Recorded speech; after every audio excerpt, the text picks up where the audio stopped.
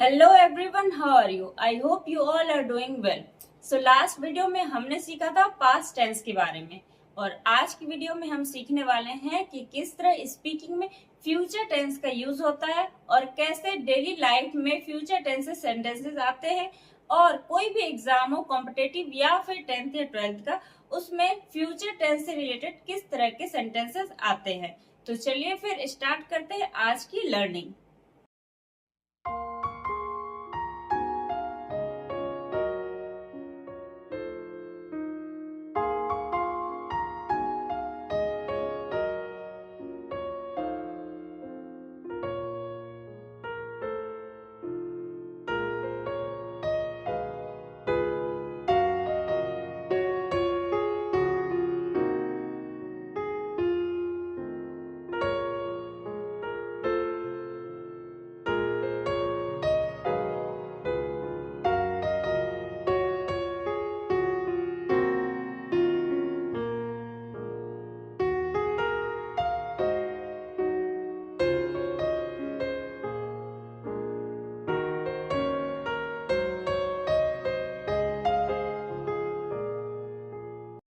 सबसे पहले हम बात करेंगे फ्यूचर इंडेफिनिट के बारे में, यानी कि सिंपल फ्यूचर के बारे में, जिसकी पहचान है गा गी गे। अब सिंपल फ्यूचर को यानी फ्यूचर इंडेफिनिट को हम कैसे पहचानेंगे? तो सेंटेंस के लास्ट में होना चाहिए गा गी गे। जैसे वह तुमसे बात करेगी, मैं वहां नहीं जाऊंगा, मैं यह चैप्टर आज नहीं पढ़ाऊंगी, वह आज तुमसे मिलेगा। तो आप देख रहे हैं लास्ट में क्या है, गा गी। ठीक है, वे आज यहाँ आएंगे, गे। ठीक है, वो यहाँ आज आएंगे। तो लास्ट में सेंटेंस के लास्ट में गा गी गे होता है। तो आप इससे पहचानेंगे कि ये सिंपल फ्यूचर यानी कि फ्यूचर इंडेफिनिट टेंस है। और इसके रूल्स स्ट्रक्चर क्या होते हैं? सब्जेक्ट प्लस विल या सेल प्लस वर्ब की फर्स्ट फॉर्म प्लस ऑब्जेक्ट। ठीक है, मैंने यहाँ पे विल्सन लगाया है। अब क्या है, ये गुड न्यूज है, अच्छी बात है ये कि अब सेल का यूज जो है बहुत ही कम होने लगा है। बिल्कुल भी सेल का यूज नहीं करते हैं। आई के साथ भी विल का यूज करना इज ओके, ये कोई भी गलत नहीं है। आजकल की स्पीकिंग टर्म में बोलते हैं I will not go there, I will do this, I will not do this. ठीक है, तो विल का यूज अब सारे सब्जेक्ट के साथ होने लगा है। फिर भी आपके नॉलेज के लिए आपको बता दूं कि आई, यू, वी, दे, इनके साथ सेल का यूज, और ही, सी, इट, नेम, इनके साथ विल का यूज। वैसे अब विल का यूज हम आई के साथ भी कर सकते हैं, किसी भी सब्जेक्ट के साथ हम विल का यूज कर सकते हैं, तो इसका कोई भी टेंशन नहीं है। वह आज तुमसे मिलेगा, गा। ठीक है, he will meet you today. वह आज तुमसे नहीं मिलेगा, he will not meet you today.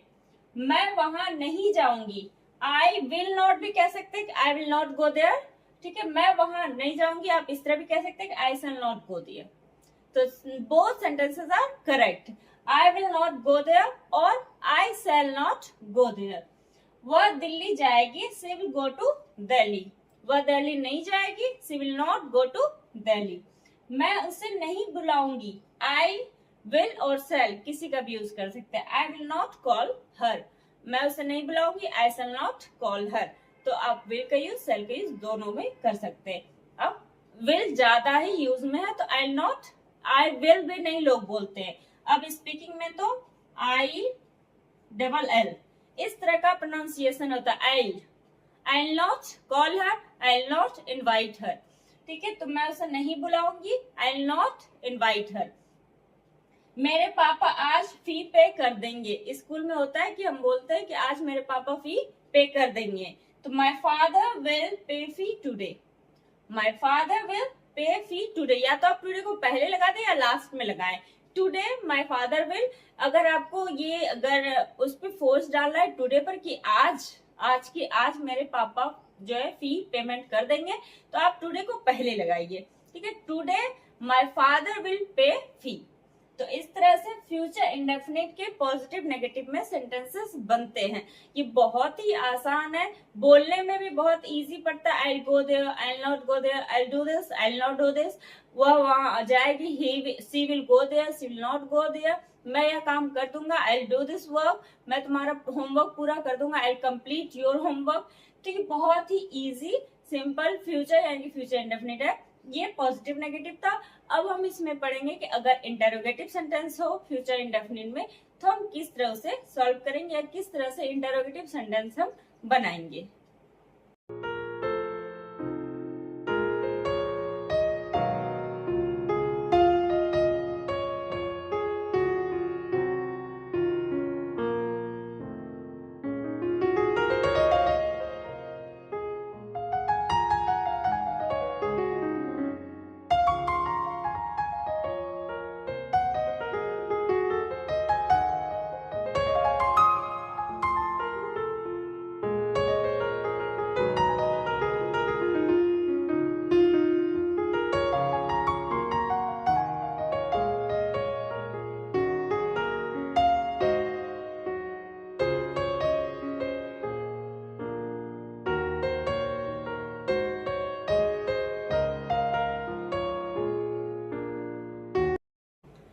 अगर हमें सिंपल फ्यूचर में यानी कि फ्यूचर इंडेफिनिट में किसी से क्वेश्चन पूछना हो तो हम कैसे पूछेंगे, या एग्जाम में अगर सिंपल फ्यूचर से इंटरोगेटिव के सेंटेंस हो तो हम कैसे चेक करेंगे कि ये सही स्ट्रक्चर को फॉलो कर रहा है या नहीं कर रहा है। तो लेट्स फाइंड दिस। ठीक है, तो हम पहले देखेंगे स्ट्रक्चर को कि कौन सा स्ट्रक्चर फॉलो होगा अगर इंटरोगेटिव में सेंटेंस हो और सिंपल फ्यूचर का हो। तो विल या सेल सब्जेक्ट प्लस वर्ब की फर्स्ट फॉर्म ऑब्जेक्ट। यहाँ पे मैंने सेल नहीं लिखा, जैसा कि मैंने पहले भी बताया सेल का यूज बहुत कम होने लगा है। तो लेट्स प्रैक्टिस विथ विल। ठीक है, अगर क्वेश्चन वर्ड से सेंटेंस की शुरुआत हुई हो, जैसे कि क्या से, क्वेश्चन वर्ड क्या भी होता है, क्या से अगर सेंटेंस की शुरुआत हुई हो तो हम ये स्ट्रक्चर फॉलो करेंगे। क्या तुम वहां जाओगी, क्या तुम मुझसे मिलोगी, क्या तुम ये नहीं करोगी, तो हम ये स्ट्रक्चर फॉलो करेंगे। विल सब्जेक्ट वर्ब की फर्स्ट फॉर्म ऑब्जेक्ट। और अगर क्वेश्चन वर्ड बीच में आया हो, वह कहाँ जाएगा, वह किससे मिलेगा, तुम कब आओगी, तो हम ये स्ट्रक्चर फॉलो करेंगे। QW विल सब्जेक्ट वर्ब की फर्स्ट फॉर्म ऑब्जेक्ट। अब हम थोड़ा एग्जाम्पल से समझ लेते हैं। क्या तुम आज स्कूल जाओगे, ठीक है। Will you go to school today, क्या तुम आज स्कूल नहीं जाओगी। Will you not, will you यहाँ पे लगा देंगे फिर नॉट। ठीक है, will you not go to school today, क्या वह नहीं आएगा, विल ही नॉट कम, क्या वह आज आएगा, विल ही कम टुडे, क्या वह आज नहीं आएगा, will he not come today. क्या तुम मेरा काम कर दोगे, will you do my work, will you do my work, क्या तुम मेरा काम नहीं करोगे, will you not do my work. क्या तुम उससे बात नहीं करोगी, will you not talk to her, क्या तुम उससे बात नहीं करोगी, will you not talk to her. वह कहाँ रुकेगा, वेयर विल ही स्टे। तुम क्या खाओगी, वॉट विल यू ईट। तुम कब आओगी, व्हेन विल यू कम। तुम कब वहां पहुंचोगी, when will you reach there. ठीक है, तो इस तरह के सेंटेंसेस बनते हैं सिंपल फ्यूचर यानी फ्यूचर इंडेफिनिट के इंटरोगेटिव में।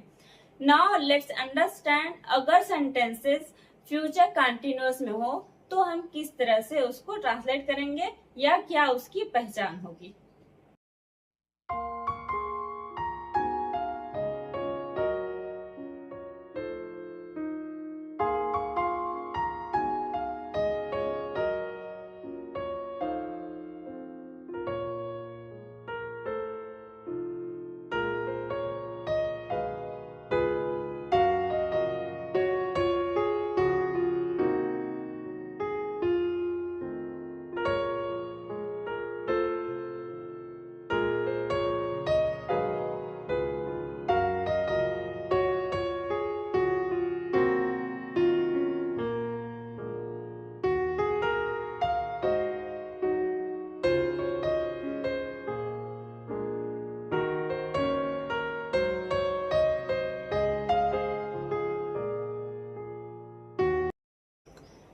अगर सेंटेंसेस फ्यूचर कंटिन्यूअस टेंस में हो, कंटिन्यूअस जैसा कि हमें पता चलता है, कंटिन्यूअस का मतलब क्या होता है, लगातार कोई काम हो रहा हो।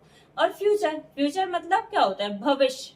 ठीक है, भविष्य में अगर कोई काम हो रहा हो। प्रेजेंट टेंस यानी कि वर्तमान काल, पास्ट टेंस यानी कि भूतकाल, और फ्यूचर टेंस यानी कि भविष्य काल, भविष्य में जो काम हो रहा होगा, फ्यूचर कंटिन्यूअस टेंस। जैसे कि कभी कभी बोलचाल में होता है, जैसे मैं कहता हूँ मैं जब ऑफिस जा रही होंगी तो उस समय तुम क्या कर रही होगी। तो इस क्वेश्चन का आंसर हम देते हैं कि उस समय मैं पढ़ रही होंगी, या उस समय मैं खा रही होंगी, या उस समय मैं खेल रही होंगी। तो इस तरह फ्यूचर के बारे में जब बताया जाता है कि जब आप उस समय वो कर रहे होंगे तो मैं क्या कर रही होंगी। तो इस तरह से जो सेंटेंसेस फ्यूचर के बताए जाते हैं वो फ्यूचर कंटिन्यूअस टेंस में होता है। Let's see the structure. Subject plus will be plus verb में आईएनजी प्लस ऑब्जेक्ट। अगर नेगेटिव हो तो subject plus will not B plus verb में आईएनजी प्लस ऑब्जेक्ट। जैसे कि वह पढ़ रही होगी। कभी कभी क्या होता है, मम्मी पापा बात कर रहे होते हैं कि जब पापा ऑफिस जा रहे होते हैं तो पूछते हैं कि जब मैं ऑफिस से लौट के आऊंगा तो वो क्या कर रही होगी। ठीक है, तो उसमें मम्मी बोलती है कि उस समय वो पढ़ रही होगी। तो इस तरह के सेंटेंसेस इसमें फ्यूचर कंटिन्यूअस में होते हैं। वह पढ़ रही हो, उस समय वह पढ़ रही होगी, तो सी विल बी स्टडिंग। ठीक है, तो इस तरह से फ्यूचर में हम ट्रांसलेट करेंगे। मैं नहीं सो रहा हूंगा, जब आप आएंगे तो मैं उस समय सो नहीं रहा हूंगा, तो हम बोलेंगे आई will not B sleeping, I will not B sleeping. वह खेल रही होगी, जिस समय तुम उसे फोन करोगी या जिस समय तुम उसे मिलने आओगी उस समय वो खेल रही होगी, तो कहते हैं कि सी विल बी प्लेइंग। ठीक, वह नहीं खेल रही होगी, वह उस समय नहीं खेल रही होगी, तो she will not be playing. वे एक्सरसाइज कर रहे होंगे, they will be doing exercise. जिस समय आप उनसे मिलने आएंगे, मे भी ये हो सकता है कि वो एक्सरसाइज कर रहे होंगे, तो दे विल बी डूइंग एक्सरसाइज। अब सेंटेंस के लास्ट में देखिए, रही होगी, रहा होगा, रही होगी, रही होगी, रहे होंगे। तो इस तरह से सेंटेंसेस के लास्ट में रहा होगा, रही होगी, रहे होंगे होता है, और विल बी प्लस वर्ब में आईएनजी लगता है। वह मुझसे बात कर रही होगी, she will be talking to me. मैं वहां खेल रही होंगी, I will be playing there. मैं अपने प्रोजेक्ट पर काम कर रही होंगी, I will be working on my project. तो इस तरह से पॉजिटिव नेगेटिव फ्यूचर कंटिन्यूअस के सेंटेंस बनते हैं।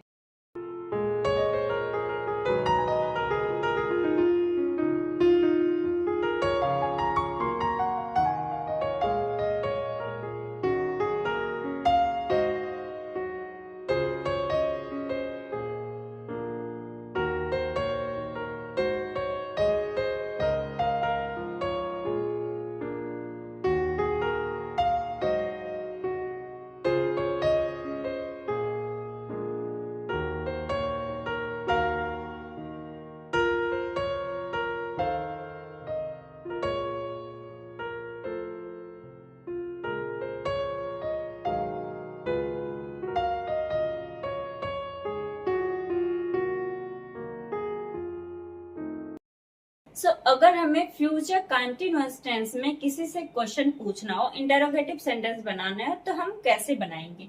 पहले तो हमने देख लिया कि फ्यूचर कंटिन्यूअस की पहचान कैसे हम करते हैं, रहा होगा, रही होगी, रहे होंगे, सेंटेंस के लास्ट में ये होता है। ठीक है, तो अगर हमें किसी से पूछना होगा कि क्या तुम वहां जा रही होगी, क्या तुम उससे मिल रही होगी, क्या तुम यह काम कर रही होगी, जब मैं तुम्हें फोन करूंगी तो क्या तुम ये कर रही होगी, क्या तुम वो कर रही होगी। तो इस तरह के जब सेंटेंस होते हैं तो हम उसे इंग्लिश में कैसे पूछेंगे। पहले तो स्ट्रक्चर है, विल को पहले लगा देंगे, विल सब्जेक्ट बी वर्ब में आईएनजी ऑब्जेक्ट।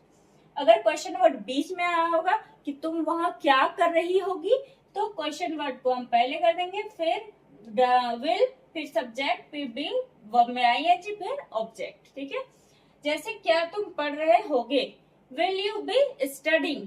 क्या तुम उस समय नहीं पढ़ रहे होगे, will you not be studying at that time. क्या वह नहीं खेल रही होगी, will see not be playing. क्या मैम क्लास में पढ़ा रही होंगी, will ma'am be teaching in class. क्या मैम क्लास में यह चैप्टर नहीं पढ़ा रही होंगी, will ma'am not be teaching this chapter in class. वह क्या कर रहा होगा, what will he be doing. तुम कब यह काम कर रही होगी, when will you be doing this work. इस तरह से फ्यूचर कंटिन्यूअस के इंटरोगेटिव सेंटेंस को ट्रांसलेट किया जाता है या बोला जाता है। एग्जाम में क्या होता है कि कभी कभी सेंटेंस इस तरह दे देंगे और ये बी नहीं देंगे, ठीक है। आपको वहां पे नोटिस करना है कि वहां पे बी है या नहीं है। एग्जामिनर सेंटेंसेस को करेक्ट करने बोलता है कि या पूछता है कि क्या ये सेंटेंस करेक्ट है या इनकरेक्ट है, दे देगा विल यू स्टडी, ये नहीं रहेगा, ठीक है। तो आपको वहां पे देखना है कि सेंटेंस में बी है या नहीं है, बी की जरूरत है या नहीं है। कभी कभी नेगेटिव में भी हो जाता है। एग्जामिनर आपको ट्रिक करने के लिए विल सी नॉट प्लेइंग, आप नोटिस ही नहीं करेंगे कि इसमें बी है या नहीं है, और आप उसको जल्दीबाजी में करेक्ट कर देंगे, या अगर वहां पे बी है तो इनकरेक्ट कर देंगे। तो इस तरह से जल्दी जल्दी में कंफ्यूजन क्रिएट हो जाता है एग्जाम में। तो आपको ध्यान रखना है कि विल है तो बी, अगर वो फ्यूचर कंटिन्यूअस में है तो बी लगेगा ही, चाहे वो नेगेटिव हो, चाहे वो पॉजिटिव हो, चाहे वो इंटरोगेटिव ही क्यों ना हो, तो उसमें बी जरूर लगेगा। विल यू बी स्टडिंग होना चाहिए, विल यू स्टडिंग, ये बी के बिना जो है वो सेंटेंस कंप्लीट नहीं होता है फ्यूचर कंटिन्यूअस में। तो you have to see, you have to focus that there must be be in sentences if sentence is in future continuous tense. Now let's see the future perfect tense.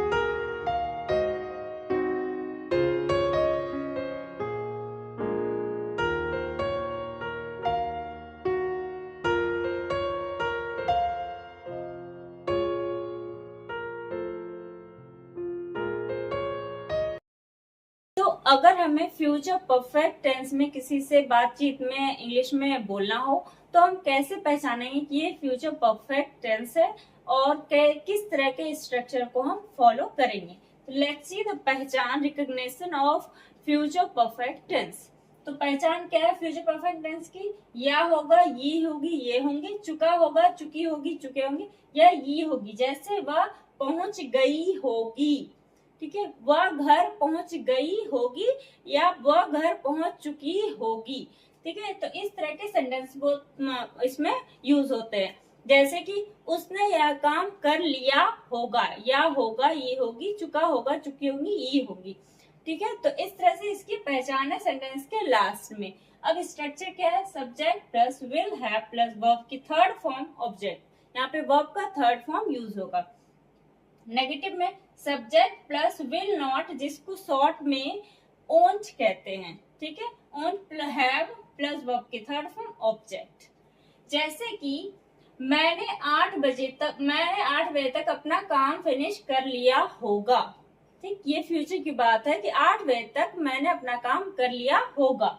तो I will have finished my work by 8। मैं 8 बजे तक मैंने अपना काम finish नहीं किया होगा, तो आई ओंट, या तो आप आई ओंट हैव फिनिश्ड करिए या I will not have finished बोलिए। तो I will not have finished my work by 8 या I won't have finished my work by 8। उसने अपना होमवर्क कर लिया होगा। शी विल हैव डन और कंप्लीटेड हर होमवर्क। उसने अपना काम फिनिश नहीं किया होगा, कंप्लीट नहीं किया होगा। She won't have finished her homework. देखिए, या होगा, चुका होगा, चुकी होगी, चुकी होगी, तो इस तरह सेंटेंस की लास्ट में होता है। वह वहां नहीं पहुंचा होगा, वह वहां नहीं पहुंचा होगा। She या he won't have reached there. He won't भी कह सकते हैं, will not भी कह सकते हैं। he will not have reached there या he won't have reached there. वह खाना खा चुकी होगी. She will have finished her food or she will have eaten her food. वह खाना नहीं खा चुकी होगी. She won't have finished her food.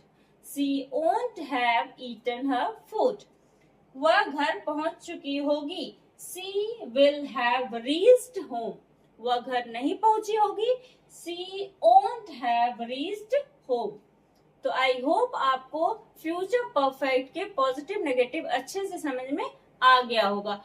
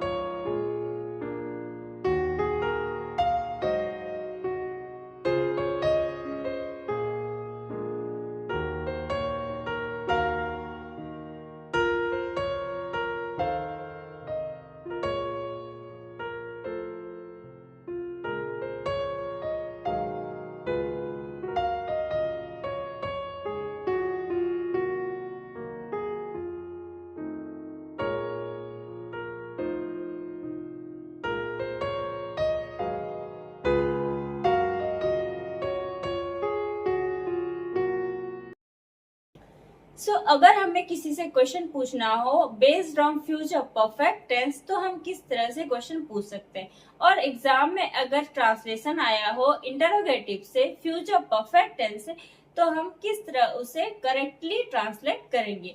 Now let's see the interrogative from future perfect tense. तो सबसे पहले तो हम ये विल को पहले ले आएंगे. विल सब्जेक्ट हैव वर्ब की third form object question mark. एक चीज आपने नोटिस किया होगा कि यहाँ पे हैव है लेकिन हैज नहीं है क्योंकि ये फ्यूचर परफेक्ट टेंस है यानी कि फ्यूचर टेंस है. इसमें हैज और हैव की कोई भी बात नहीं. यहाँ पे विल सेल की बात होती है. तो फ्यूचर परफेक्ट में हैव का यूज होता है विल और सेल के साथ. विल हो चाहे सेल हो उसके साथ सिर्फ और सिर्फ हैव ही यूज होता है. अगर आपको यहाँ पे डिफरेंस क्रिएट करना है तो विल और सेल से करिए कि किस सब्जेक्ट के साथ विल लगाना है और किसके साथ सेल लगाना है. लेकिन अब तो खैर ये भी प्रॉब्लम सॉल्व हो गया कि सारे ही सब्जेक्ट के साथ आप विल हैव का यूज कर सकते हैं.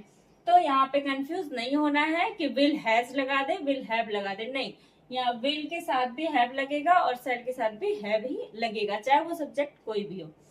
तो विल सब्जेक्ट हैव वर्ब की थर्ड फॉर्म. वर्ब का आपको ध्यान रखना है कि वर्ब का थर्ड फॉर्म ही यूज होना है.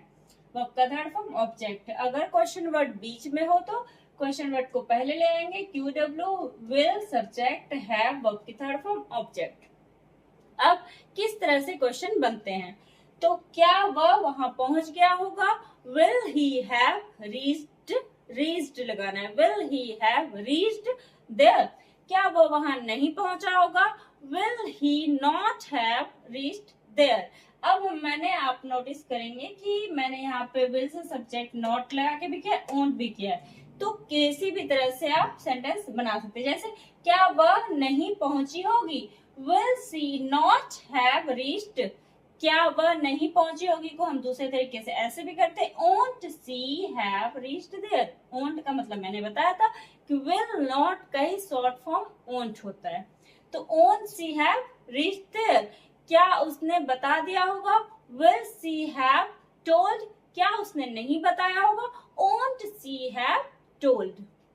क्या उसने इंग्लिश सीख लिया होगा. Will he have learned English. क्या उसने इंग्लिश नहीं सीखा होगा. ओंट ही हैव लर्न्ड इंग्लिश. वह कहाँ गया होगा. अब यहाँ पे क्वेश्चन वर्ड बीच में आया है कहाँ. वह कहाँ गया होगा. Where will he have gone. उसने क्या बताया होगा. What will he have told. उसने उसे क्या बताया होगा. What will he have told him. उसने डिनर में क्या खाया होगा. What will he have had in dinner. अब यहाँ पे आप नोटिस करेंगे कि यहाँ पे मैंने had लिखा है तो स्पीकिंग में, बोलचाल में और रिटर्न में भी जैसे कहते हैं आई हैव माई डिनर, मतलब मैंने अपना खाना, अपना डिनर, रात्रि का भोजन कर लिया है, ठीक है। तो यहाँ पे क्या है कि हैड भी आप हैव जैसे बोलते हैं I have my dinner, I had my dinner, ठीक है। तो उसमें आप टेकन का भी यूज कर सकते हैं। What will he have taken in dinner, ठीक है, उसने रात्रि के खाने में, डिनर में क्या लिया होगा। What will he have taken in dinner, या आप इसे ऐसे भी बोल सकते हैं what will he have had in dinner. तो उसने रात्रि के खाने में, डिनर में क्या लिया होगा। What will he have had in dinner या what will he have taken in dinner. तो इस तरह से हम फ्यूचर परफेक्ट में इंटरोगेटिव सेंटेंसेस को ट्रांसलेट करेंगे, या इंटरोगेटिव में किसी से बोलचाल में भी हम अगर फ्यूचर परफेक्ट का सेंटेंस हो तो इस तरह से क्वेश्चन करेंगे। चलिए अब हम देखते हैं कि किस तरह से फ्यूचर परफेक्ट कंटिन्यूअस में सेंटेंस को हम ट्रांसलेट करेंगे या स्पीकिंग में उसका यूज करेंगे। वैसे फ्यूचर परफेक्ट कंटिन्यूअस का यूज बहुत ही कम होता है, रेयरली ही होता है, बट हमारे नॉलेज के लिए हमें ये आना चाहिए कि अगर फ्यूचर परफेक्ट कंटिन्यूअस टेंस में सेंटेंसेस ट्रांसलेट करना आ गया एग्जाम में तो हम उससे कैसे ट्रांसलेट करेंगे, या अगर कभी भी बोलचाल में वो सामने उस टाइप के सेंटेंसेस आ जाते हैं तो हम कैसे यूज करेंगे। वैसे बहुत कम यूज होता है इसका, बट फिर भी चलिए नॉलेज के लिए हम फ्यूचर परफेक्ट कंटिन्यूअस टेंस को भी अच्छे से सीख लेते हैं।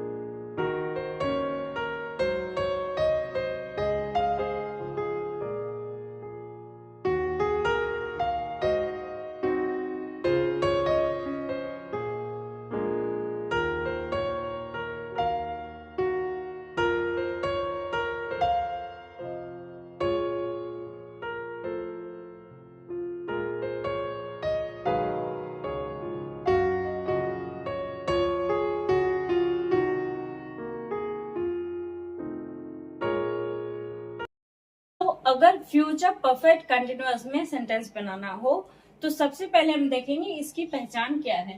फ्यूचर परफेक्ट कंटिन्यूअस की पहचान रहा होगा, रही होगी, रहे होंगे, जैसे कि फ्यूचर कंटिन्यूअस का होता है, बट इसमें विद टाइम, इसमें टाइम मेंशन जरूर होगा कि 2 साल से, 1 घंटे से, सुबह से, शाम से, 5 साल से, 2008 से, 2001 से, इस तरह का टाइम मेंशन जरूर होगा, ठीक है। इसमें सिंस और फॉर का यूज होता है। तो सेंटेंसेस किस तरह बनेंगे। वह 2 घंटे से पढ़ रही होगी, एक तो आप देखिए रही होगी, लेकिन इसमें टाइम भी मेंशन है 2 घंटे से, तो वह 2 घंटे से पढ़ रही होगी। तो she will have been studying for 2 hours। जैसा कि हमें पता है कि पॉइंट ऑफ टाइम के लिए सिंस और पीरियड ऑफ टाइम यानी कि ड्यूरेशन के लिए फॉर का यूज होता है, ठीक है। अगर एग्जैक्ट पॉइंट ऑफ टाइम हो, जैसे कि सुबह से, शाम से, रात से, 2001 से, 2002 से, 2003 से, 2004 से, या नहीं तो 8 बजे से, 10 बजे से, 4 बजे से, यानी कि एग्जैक्ट टाइम पता हो तो हम वहां पर सिंस का यूज करेंगे। और 1 घंटे से, 2 घंटे से ड्यूरेशन, टाइम पीरियड पता हो तो वहां पे हम फॉर का यूज करेंगे। 1 साल से, 2 साल से, 3 साल से, तो फॉर का यूज करना है। तो वह 2 घंटे से पढ़ रही होगी। She will have been studying for 2 hours। वह सुबह से टीवी देख रही होगी। She will have been watching TV since morning. वह लंबे समय से सो रही होगी। She will have been sleeping for a long time. वह लंबे समय से नहीं सो रहा होगा, तो ही won't have been sleeping for a long time.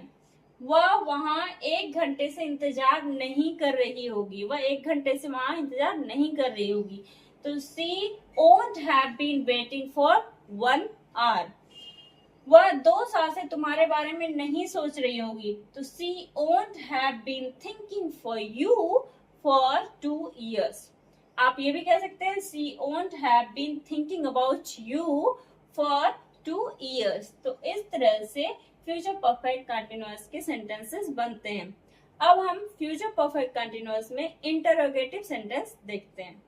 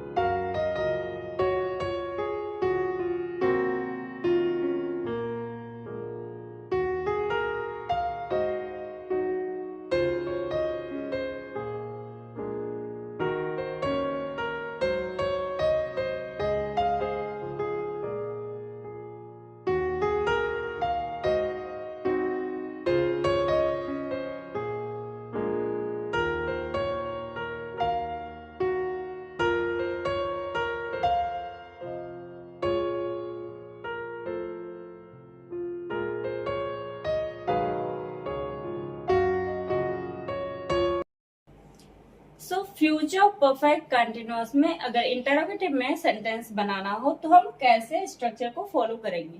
पहले तो आपने देखा कि इसकी पहचान रहा होगा, रही होगी, रहे होंगे, लेकिन टाइम मेंशन होता है। ठीक है, इसमें will subject have been verb में आईएनजी सिंस फॉर टाइम। ठीक है, अगर क्या से सेंटेंस की शुरुआत हो, क्या वह 1 घंटे से वहां पढ़ रहा होगा, तो विल he have been studying there for 1 hour. अगर क्वेश्चन वर्ड बीच में आया हो तो क्वेश्चन वर्ड इंग्लिश में ट्रांसलेट करते समय पहले ले आएंगे, फिर will subject have been verb में ING since for time. For example, क्या वह 1 घंटे से मेरा इंतजार कर रहा होगा। क्या वह 1 घंटे से मेरा इंतजार कर रहा होगा। Will he have been waiting for me for 1 hour? क्या वह 1 घंटे से मेरा इंतजार नहीं कर रहा होगा। Won't he have been waiting for me for 1 hour? क्या वह 2 साल से इस प्रोजेक्ट पे काम कर रही होगी। Will she have been working on this project for 2 years? क्या वह इस प्रोजेक्ट पर 2 साल से काम नहीं कर रही होगी। Won't she have been working on this project for 2 years? वह 5 साल से कहाँ रह रहा होगा। Where will he have been living for 5 years? वह 5 साल से कहाँ रह रहा होगा। Where will he have been living for 5 years? वह सुबह से क्या पढ़ रहा होगा। What will he have been studying since morning? वह सुबह से क्या पढ़ रहा होगा। What will he have been studying since morning? Mummy इतनी देर से क्या बात कर रही होगी। What will mummy have been talking for a long time? What will mummy have been talking for a long time? ठीक है, तो इस तरह से फ्यूचर परफेक्ट कंटिन्यूअस में इंटरोगेटिव से सेंटेंस बनाए जाते हैं। आई होप आज की वीडियो से आपको फ्यूचर टेंस अच्छे से क्लियर हो गया होगा। तो मैंने डिस्क्रिप्शन बॉक्स में स्पीकिंग और एग्जाम ओरिएंटेड कुछ क्वेश्चंस के पीडीएफ अपलोड करे हुए हैं। प्लीज मेक श्योर कि उसे आप जरूर डाउनलोड करके प्रैक्टिस करें, क्योंकि as we all know that practice makes man perfect. कोई भी लैंग्वेज सीखना हो, कोई भी काम करना हो, उसके लिए प्रैक्टिस बहुत जरूरी है। तो आप उस पीडीएफ को जरूर डाउनलोड करके उसकी प्रैक्टिस करिएगा। तो see you in next video. Till then please take care and keep practising.